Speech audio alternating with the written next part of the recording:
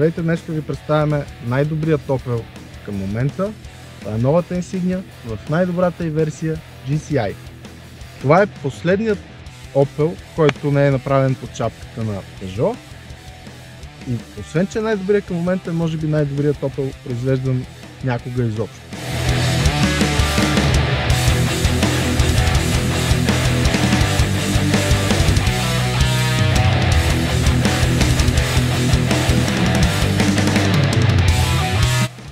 GCI означава, че това е малко по-спортната версия на най-мощната досега бензинова модификация с 2-литров двигател, който достига мощност от 260 конски сили и 400 Нм въртящ момент. Тази кола има спринта до 100 км в час за 7,3 секунди. Това не е нещо супер бързо, но е достатъчно приятно, когато сте зад волана. Максималната скорост е 250 км в час.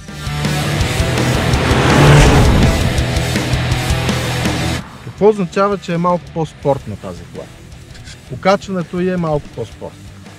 То е снижено с 10 мм към земята, амортисьорите са малко по-твърди, спирачките са Brembo и спират наистина много добре и получавате този така доста приятен за окото дизайн.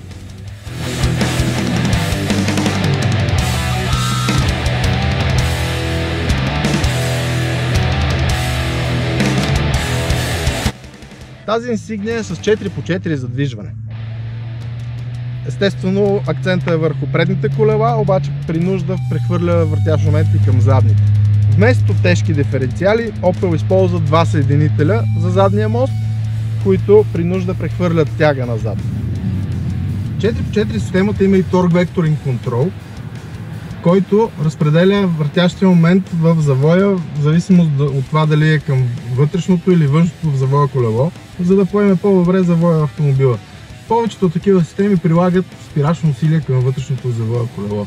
Opel тръгват в друга посока и вместо това подават газ към външното в завоя колело. Така сте малко по-динамични и е доста по-приятно.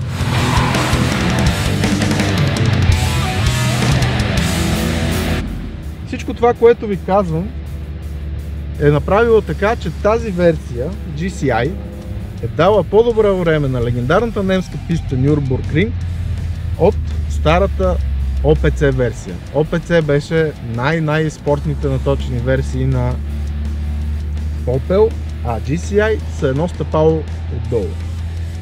Сигурно и това е причината, че са направили толкова по-добра от старата, че тази кола, за съжаление, няма да има истинска OPC версия. Това е нейният таван.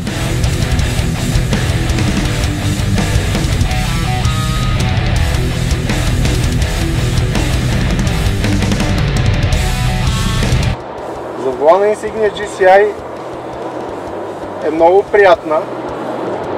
При нормално шофиране е изключително добра лимузина, каквато всъщност е нормалната Insignia. Това, че окачването е малко по-ниско и малко по-спортно, в никакъв случай не означава, че е некомфортно. Дори лично аз бих искал да е малко по-стегнато за спортна кола.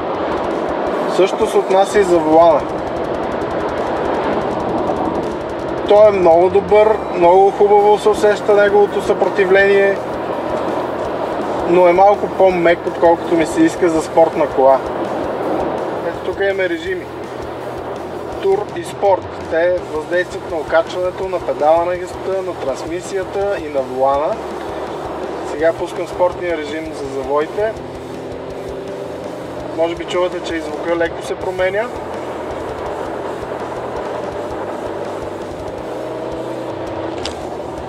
Всичко става много по-приятно и по-директно, освен волана. Волана остава сравнително мек за спортна кола. Бих искал да е една идея по-твърд. Макар че Insignia стои чудесно в завоите, е много приятно за каране по отсечки с завой.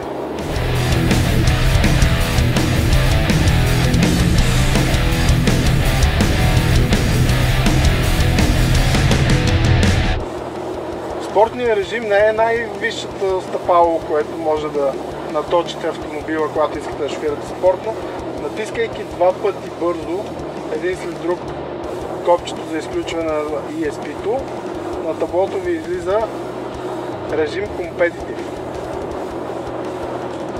При него волана ми се струва, че още малко по-тежък става, което се отразява чудесно на цялата кола и на пътното поведение. Освен това се изключват системите за стабилност и така тези 260 коня са изцяло във ваши ръце.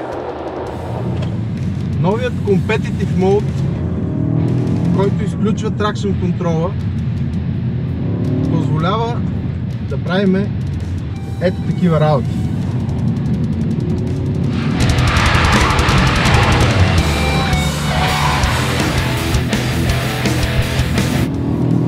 Дрифтове с Insignia. Можете ли да си го представите това нещо?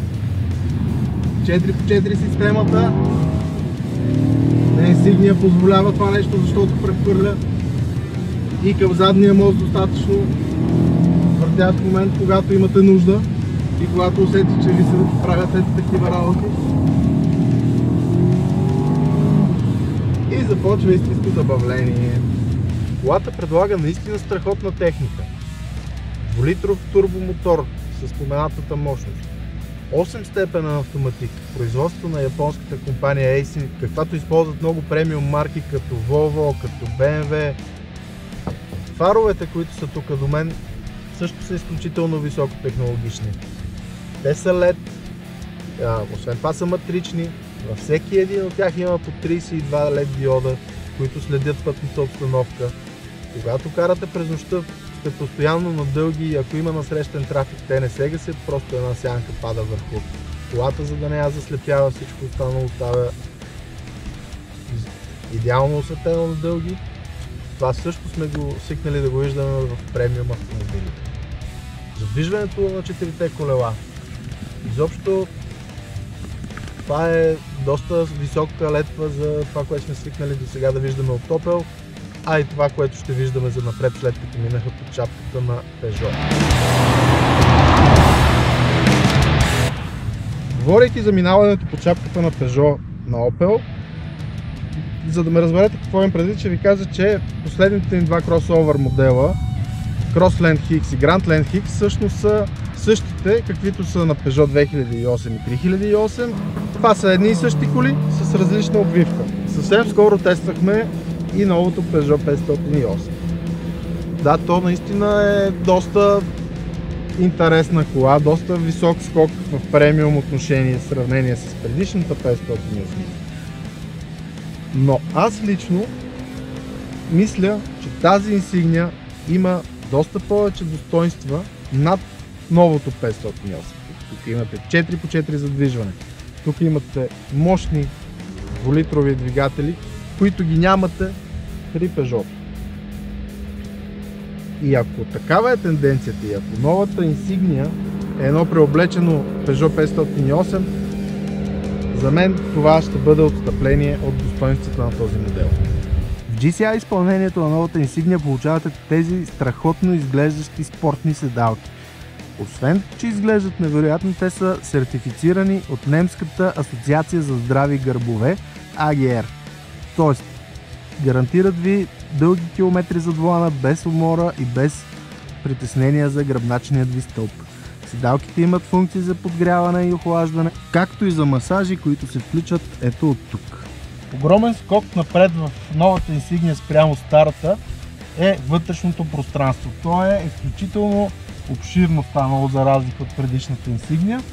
Виждате, аз с моя ръст 1,90 м, предната седалка е настроена за мен. Отзад седя, може би не ми виждате главата, но в никакъв случай не е схлупено, имам доста място въпреки прекрасната скосена линия на колата. За краката да не говорим, ето въобще не опират, шир и длъж, доста добро от пространство. Освен това, задните седалки също имат функции за подгряване. Новата Insignia вече няма да има версия седан. Така нареченият лифтбек остава. Това е много по-практично, като се отваря задната врата заедно с стъклото в тип хетчбек. Багажникът е огромен, с обем от цели 490 литра.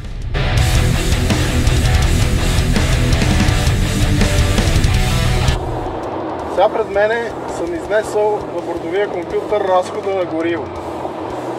В момента той е 18,1 литра. Това е страшно много, разбира се. И страшно много я карахме. Това е при занулен километраж и при доста динамично каране е толкова. Когато взех колата, показанията бяха 10,9 литра, което вече е по-поносимо за един 2 литров бензинов турбодвигател с 260 коня. Или казваме по друг начин, колата може да бъде и сравнително икономична, както може и да гори страшно много, когато се заигравате по завоите.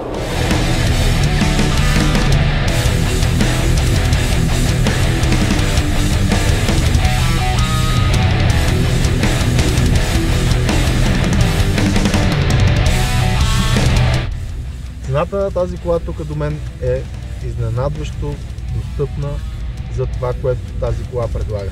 66 000 лева.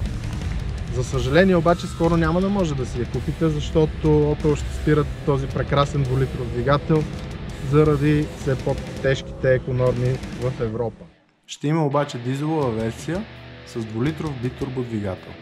Мощността му е малко по-малка, 210 конски сили, но нютоните са повече, 480, така че ще има доста сносна динамика. Също запазвате 8-степенния автомат, също запазвате 4x4-то. Цената е малко по-висока, 69 500 лева. Но като гледаме как постепенно цените на всички автомобили тръгнаха в посока рязко нагоре, бих казал, че това е изключително достъпна цена за такава кола в D-сегмента, която изглежда прекрасно и предлага изключително висока техника. Колата работи много качествено, когато сте зад вола и нямате усещане, че някой ви лъже за тлъскавата опаковка да ви е набутал някакъв недобре работещ боклук. Напротив, тук всичко работи просто прекрасно. Вижте още тестове на страхотни коли на скорост.info. Не забравяйте да сложите един лайк на Facebook страница. Също така може да се абонирате и за едноименния канал на скорост.info в YouTube. Може да ни последвате и в Instagram. Най-интересното те първа предстои.